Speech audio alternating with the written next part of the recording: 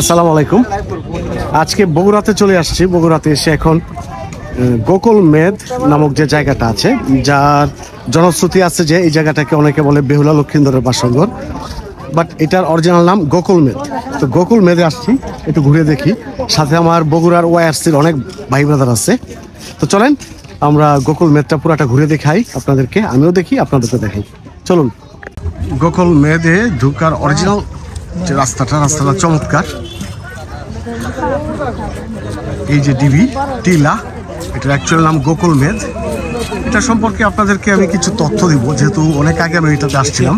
Actually সবাই এটাকে বেহুলা লক্ষিন্দরের বাসরঘর বলে, যদিও এটা একটা মিথোলজি।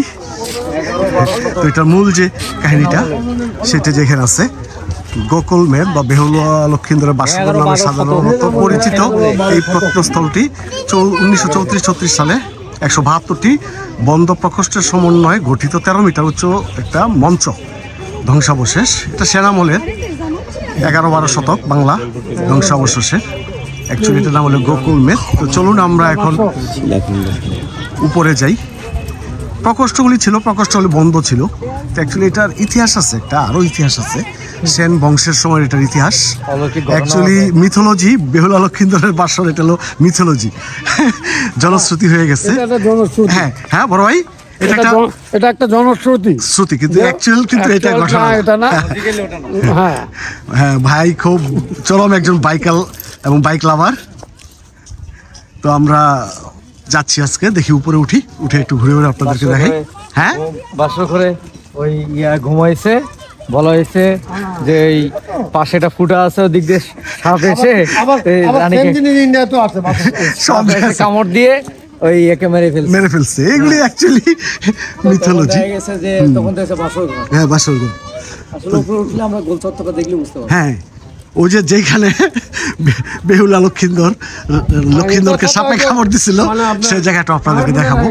তো চলেন আমরা উঠতে থাকি আস্তে আস্তে। হ্যাঁ অ্যাডভেঞ্চার, আমরা তো বাইক অ্যাডভেঞ্চার করি, এখন হাইট অ্যাডভেঞ্চার করি। এই দিক দিয়েই করি অ্যাডভেঞ্চার। আমরা এই দিক দিয়ে উঠি, উঠতে থাকি।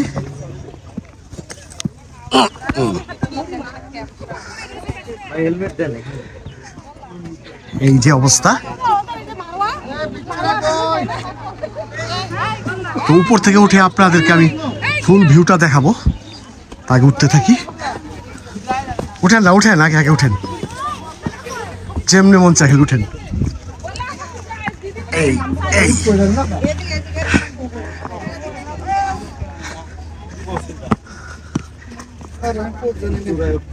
চমৎকার একটা মানে ব্যায়ামের জায়গা আমাদের জন্য। আমরা তো সারা জীবন বাইক চালাই, এখন ব্যায়াম করতেছি। আর আমি একটু উপর থেকে ফুল ভিউটা দেখাবো। আসেন। জনশ্রুতি যেই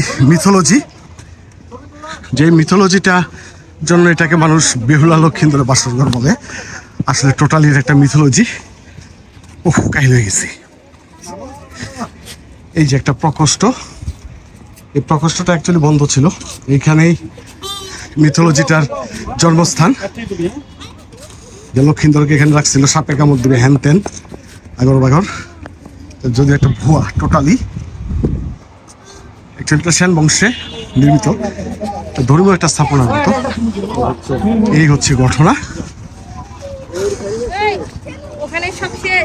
এখন এটার উপর থেকে পুরো ভিউটা আপনাদের দেখাচ্ছি। এই যে চমৎকার ভিউ।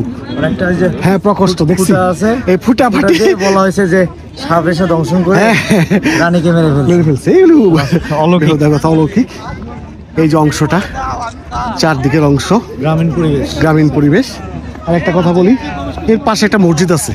আমি আজ থেকে আরো 10-12 বছর আগে চিল্লাই আসছিলাম এখানে, তখন মসজিদে ছিলাম 3 দিন। তো যাই হোক, এই যে আমাদের বগুড়ার ওয়াইআরসির ভাইরা, ভাই আপনারা কে বেহুলা কে লক্ষিন্দর? সবাই লক্ষিন্দর, বেহুলা নাই। আমার এখনো বিয়ে হয় নাই। এই যে সাইফ হলো আনমেরিড ভাই, কোনো বেহুলা লক্ষিন্দরের কাহিনী এখানে চলবে না, লক্ষিন্দরের মধ্যেই নাই। আচ্ছা যাই হোক, বুঝবে না। তো ভাইদের সাথে ঘুরতেছি বগুড়ায়, খুব ভালো লাগতেছে। আশা করি আপনারা আসবেন, ঘুরবেন বগুড়ায়। বগুড়ার বাইকাররা খুবই, হ্যাঁ সবার দাওয়াত। বগুড়ার বাইকাররা খুবই আন্তরিক। ওকে, ছবি দেখেন থ্যাংক ইউ।